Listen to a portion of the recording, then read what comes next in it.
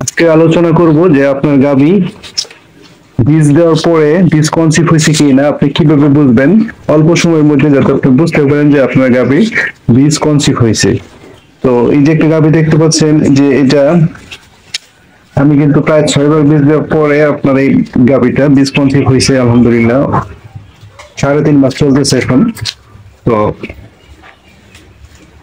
আপনি গাভী বীজ দেওয়ার পরে দেখা যায় যে আপনার 3টা স্টেপ থাকে, 3টা স্টেপের পরে আপনি শিওর হইবেন যে আপনার গাভীটা বীজ কনসিভ হয়েছে।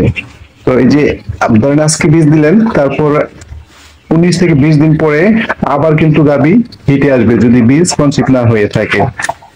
আর যদি দেখেন যে না 18 থেকে 21 দিনের মধ্যে আপনার গাভী হিটে আসে নাই, তাইলে আপনি ধরেন 40% শিওর যে আপনার গাভী বীজ কনসিভ হয়েছে। আবার দেখা যায় যে আপনার গাভী 40 থেকে 42 দিনের মধ্যে যদি আবার গাভী হিটে না আসে, তাহলে আপনি বুঝবেন যে আপনার গাভী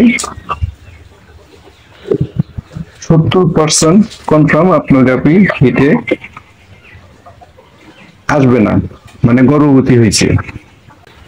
আর যদি কনসিভ না হয় তাহলে কিন্তু 21 দিন পরেই আপনার দেখা যায় যে গাভী আবার পুনরায় হিটে আসে। তারপর হচ্ছে আপনার গাভী দেখা যায় যে যদি 3 মাস ওভার হয়ে যায় কোনো হিটে আসে না, তো সেক্ষেত্রে কিন্তু আপনার গাভী বীজ কনসিভ হয়েছে সেটা আপনি কনফার্ম হবেন। তারপর আপনি 3 মাস হইলে ডাক্তার দিয়ে চেক আপ করতে পারেন, কোনো সমস্যা নাই।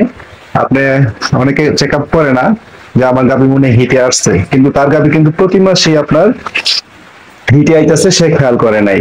তো এরকম 8-9 মাস হয়ে যায়, তারপর দেখে গাভী আবার পুনরায় হিটে আসছে, গাভী বীজ কনসিভ করে নাই, সেক্ষেত্রে কিন্তু লস। প্রিয় দর্শক, আপনারা ধরেন 3 মাস বা 2.5 মাস হইলে কিন্তু এই যে দেখতে পাচ্ছেন গাভীর মল ভাঙতেছে। অনেকে মনে করে গাভী বীজ দিছি, বীজ দেওয়ার অনেক সময় 2-3 দিন পরে মল ভাঙে। তো অনেকে মনে করেন আজকে বীজ দিলাম 3-4 দিন পরে মল ভাঙছে, অনেকে মনে করে আবার হিটে আসছে। না, সেটা কোনো বিষয় না। আপনি 21 দিন পর্যন্ত অপেক্ষা করুন, তারপর 21 দিন পরে দেখবেন যে আবার হিটে আসছে। যদি হিটে আসে তাহলে বীজ দিবেন, আর যদি হিটে না আসে তাহলে দিবেন না। আর যখন 2.5 থেকে 3 মাস হয়ে যায় বীজ কনসিভ হয়, তখন কিন্তু এরকম মল ভাঙে বা মিউকাস আসে। এই মিউকাসটা থাকবে হালকা লালচে ভাব। আর যদি গাভী হিটে আসে সেক্ষেত্রে এই মলটা থাকবে সাদা, একেবারে তরল বা সাদা থাকবে। আর যদি দেখা যায় যে এই গাভী বীজ কনসিভ হয়, তাহলে 2.5-3 মাস পর থেকে যদি গাভীর মল ভাঙে, তাহলে কিন্তু এই যে এইরকম হালকা লালচে ভাব থাকবে এবং গাঢ়, যেটা টান দিল মানে ছিঁড়তে চাইবে না, শক্ত শক্ত ভাব। তাহলে বুঝবেন যে আপনার গাভী 100% কনফার্ম যে বাচ্চা কনসিভ হয়েছে বা বীজটা কনসিভ হয়েছে। এই গাভীটা কিন্তু আমি প্রায় 6 বার বীজ দিছিলাম, তারপরে আলহামদুলিল্লাহ এখন বীজ কনসিভ হয়েছে। আজকে 3.5 মাস চলতেছে। তো 2 দিন আগে আমি দেখলাম যে এরকম মল ভাঙতেছে, তো আমি চিন্তা করলাম গাভী কি আবার হিটে আসছে কিনা। তো ডাক্তার এনে যখন আমি চেক দিলাম, তখন দেখলো যে না, আপনার গাভী 3.5 মাসের গর্ভবতী।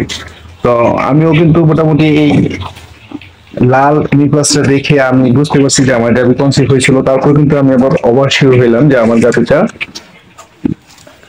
হিটে আসছে কিনা আবার। তো দেখলাম যে না, আল্লাহর রহমতে আমার গাভী বাচ্চা বা বীজটা কনসিভ হয়েছে।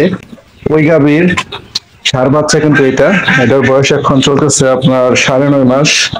তো এটা কিন্তু দুধ খায় না, এখন প্রায় 2 সপ্তাহ ধরে দুধ ছাড়া দিছে।